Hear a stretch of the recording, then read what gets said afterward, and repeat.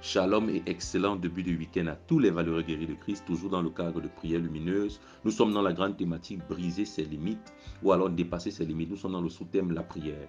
Nous allons ouvrir rapidement nos Bibles dans le livre de Jacques, chapitre 4, le verset 3. Vous demandez et vous ne recevez pas, parce que vous demandez mal dans le but de satisfaire vos passions. Ce qui m'intéresse dans ce verset, il dit, vous ne recevez pas. Pourquoi vous ne recevez pas? Parce que vous demandez mal. Bien-aimés, il y a une formule pour chaque problème.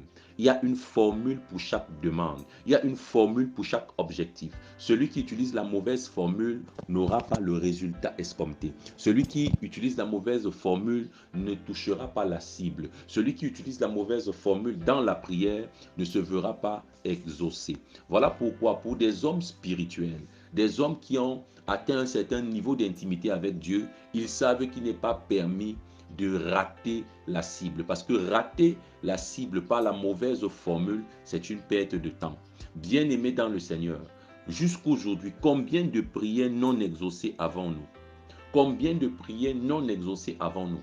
Et le non-exaucement à nos prières est souvent l'une des causes du découragement dans nos vies de prière. Et je continue de le dire, toute personne que Satan veut mettre off, toute personne que Satan veut mettre hors jeu dans le chemin de sa propre destinée, qu'est-ce que Satan va faire? Il va attaquer ta vie de prière. Il va te plonger dans un profond découragement pour que tu ne te rapproches plus de Dieu, pour que tu n'aies plus une communion avec Dieu, pour que tu n'aies plus une intimité avec Dieu. Et s'il l'a fait, il a réussi. Pourquoi? Parce qu'en dehors de Dieu, tu deviens vulnérable. En dehors de Dieu, tu demeures une proie facile. En dehors de Dieu, tu restes un chien battu. Tu restes un agneau attaché. Tu restes un anon lié. Pourquoi? Parce qu'en dehors de Dieu, Satan a le plein pouvoir sur la vie de l'homme. En dehors de Dieu, Satan est le maître de l'homme. Mais en Dieu, Dieu demeure le maître de l'homme et demeure le maître de Satan. Donc, si tu veux avoir la victoire sur Satan, si tu veux avoir la victoire sur le monde des ténèbres, tu dois tout faire pour ne pas perdre ta vie de prière. Tu dois tout faire pour ne pas perdre ta foi en Jésus. Parce que si tu perds ta foi qui est le connecteur, tu perdras forcément ta vie de prière. Voilà pourquoi lorsque